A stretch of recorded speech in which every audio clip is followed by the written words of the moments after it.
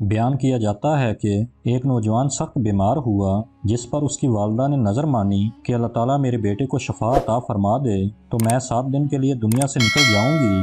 چنانچہ شافی مطلق نے مریض کو شفا عطا فرما دی، مگر وہ عورت اپنی نظر پوری نہ کر سکی۔ اس کے بعد اس عورت نے خواب میں دیکھا کہ کوئی بزرگ فرما رہے ہیں، اے خدا کی بندی، تو اپنی نظر پوری کر تاکہ خدا کی باز پرست سے محفوظ رہ سکے۔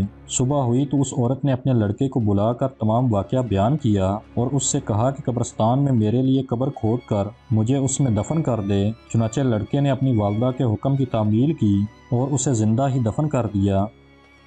اور اس عورت نے قبر میں دعا کی کہ اے میرے پروردگار، میں نے اپنی وسعت کے مطابق اپنی نظر پوری کر دی، اب تو مجھے قبر کی آفتوں سے محفوظ رکھ۔ اتنے میں کیا دیکھتی ہے کہ اس کے سر کی جانب ایک روشن دان ہے۔ عورت نے اس روشن دان میں جھانکا تو ایک باغ نظر آیا جس میں 2 عورتیں موجود تھیں، جنہوں نے اس عورت کو آواز دی کہ بی بی ہمارے پاس چلی آ۔ خدا کی قدرت سے وہ روشن دان کشادہ ہو گیا اور جس سے نکل کر وہ عورت باغیچے میں ان دونوں عورتوں کے پاس جا پہنچی، اور وہاں پہنچ کر اس نے دیکھا کہ باغ میں ایک پاکیزہ حوض ہے جس پر وہ دونوں عورتیں بیٹھی ہیں۔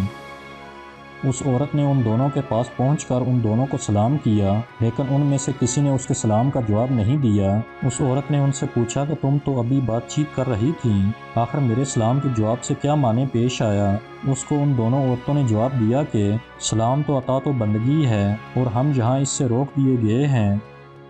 اتنے میں یہ عورت کیا دیکھتی ہے کہ ان دونوں عورتوں میں سے ایک کے سر پر ایک پرندہ اپنے بازوؤں سے ہوا کر رہا ہے اور دوسری عورت کے سر پر ایک پرندہ اپنی چونچ مار رہا ہے۔ یہ دیکھ کر اس عورت نے پہلی عورت سے دریافت کیا کہ تمہاری اس فضیلت کا سبب کیا ہے؟ اس نے جواب دیا کہ میں دنیا میں اپنے شوہر کی فرما بردار بیوی تھی اور میرے دنیا سے رخصت ہوتے وقت میرا شوہر مجھ سے خوش تھا، بس اسی اطاعت گزاری کے صلے میں اللہ تعالیٰ نے مجھے اپنی نعمت سے نوازا ہے۔ پھر اس نے دوسری عورت سے معلوم کیا کہ بی بی آخر تمہاری اس کلفت کا سبب کیا ہے؟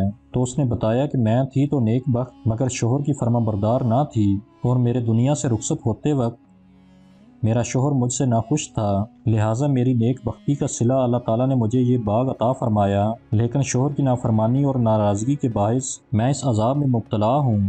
لہٰذا میں تم سے درخواست کرتی ہوں کہ جب تم دنیا میں واپس جاؤ تو میرے شوہر سے میرے لیے سفارش کرنا، ممکن ہے کہ وہ مجھے معاف کر دے اور راضی ہو جائے۔ چنانچہ جب اس مدفونہ عورت پر 7 دن گزر چکے تو ان دونوں عورتوں نے اس کو بتایا کہ دیکھو اب تم اپنی قبر میں چلی جاؤ، تمہارا لڑکا آیا ہوا ہے۔ اس بات کو سن کر اس عورت نے اپنی قبر میں آ کر دیکھا تو معلوم ہوا کہ اس کا لڑکا قبر کھود رہا ہے۔ پھر جب وہ لڑکا اپنی والدہ کو لے کر گھر پہنچا تو خبر مشہور ہوگی کہ فلاں عورت اپنی نظر پوری کر کے قبر سے نکل کر آئی ہے۔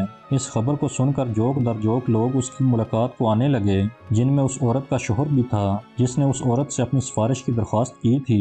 اس عورت نے اس شوہر سے اس کی بیوی کا تمام حال بیان کر کے اس کی سفارش کی، جس پر اس شخص نے بیوی کا قصور معاف کر دیا۔ تو اس عورت نے خواب میں دیکھا کہ اس کی بیوی اس سے کہہ رہی ہے کہ بی بی تیری وجہ سے اللہ نے مجھے عذاب سے نجات دے دی، تیرے بھی اللہ گناہ معاف کرے اور تجھے اس کی بہتر جزا عطا فرمائے۔